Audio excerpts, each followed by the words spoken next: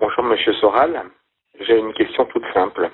Le monde est-il trop bête pour se réveiller? Si vous pouviez répondre à cette question.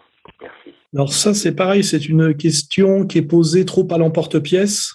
Et je pense que la bonne réponse, c'est une réponse quasiment de physique humaine. C'est la question de l'inertie des masses. C'est-à-dire que plus on veut convaincre, faire bouger des quantités importantes de gens, plus c'est des masses énormes et plus ça demande d'énergie et de temps, c'est tout simplement. Donc, c'est facile de convertir des petits groupes.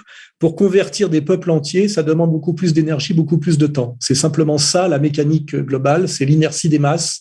Et donc, on ne peut pas dire que le monde est bête. On peut dire que pour faire bouger le monde en termes d'idées, il faut user d'énormément de quantité d'énergie, et ce qui demande forcément l'énergie liée au temps, de beaucoup de temps, beaucoup d'énergie. C'est pour ça que nous, par exemple, à Égalité et Réconciliation, on doit se comprendre comme une avant-garde, c'est-à-dire bien comprendre ce que c'est qu'une avant-garde. Nous sommes un petit groupe en avant et nous faisons de la pédagogie en comprenant que c'est long, que c'est difficile, mais que c'est la seule chose à faire et que surtout l'histoire a démontré que les changements procédaient par sauts qualitatifs brutaux, c'est-à-dire qu'il ne se passe rien jusqu'à ce qu'il se passe quelque chose. C'est-à-dire qu'on accumule de la pression, on accumule de la persuasion, on accumule de la pédagogie, et puis à un moment donné, ça cède. Voilà, c'est le moment de bascule. Et donc, il ne faut jamais désespérer, parce qu'il y a un côté arrogant chez les gens qui disent « les gens sont trop bêtes, je laisse tomber ». D'abord, on fait partie de ces gens, il ne faut pas oublier, on en fait partie. Et puis, comprendre ça, que les masses, c'est lourd par le sens profond même de masse, quoi, voilà. Et que faire bouger des choses lourdes demande beaucoup d'énergie. Et pour déplacer des choses très lourdes, ça prend plus de temps, effectivement, puisque ça se déplace plus lentement. Voilà, pour les mêmes raisons, on est dans de la physique humaine. Voilà, donc on ne doit pas en conclure que le monde est trop bête. Le monde est le monde. On fait son travail, je dirais, de vérité. Alors après, c'est vrai que il faut savoir si on cherche la vérité ou la victoire. C'est pas tout à fait la même chose. Il y a des gens qui font passer la victoire avant la vérité. Moi, je fais toujours passer la vérité avant la victoire. C'est-à-dire la victoire ne peut découler que de la vérité. Sinon, on est dans l'escroquerie de la fin qui justifie les moyens.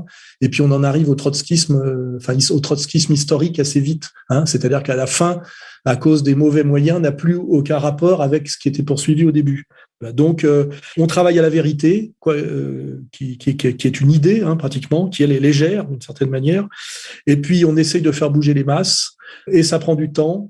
Et de toute façon, c'est pas qu'on y arrive ou qu'on n'y arrive pas, c'est qu'on y travaille simplement. Et puis, à un moment donné, ça arrivera. Ce qu'il faut bien avoir conscience, c'est que tout finit par bouger. L'histoire du monde le prouve. Toutes les dictatures finissent par tomber, tous les régimes finissent par changer ou disparaître. Alors après, on peut toujours arguer qu'il y a des constantes malgré tout ça, mais si on estime que les constantes sont plus, fondamentales que les changements, on peut se retirer du jeu. Si on pense que la vie c'est le changement et qu'il faut travailler au changement, même si des fondamentaux demeurent, à ce moment-là, on agit. Et quand on agit, on se pose plus cette question, je dirais, qui peut être vite snob, consistant à dire que le monde est trop bête. Moi, je fais partie du monde et je fais partie du monde. J'essaye de travailler à la vérité, qui est une sorte de sport de haut niveau. Et j'espère qu'à un moment donné, ça va bouger. J'y travaille. Et même si ça bouge pas, je dirais, de mon vivant, rappelons-nous Moïse. Il a montré la terre promise, mais lui-même n'y a jamais pénétré. Mais sans lui, il n'y aurait pas eu, si je veux prendre un exemple chez l'adversaire. Voilà.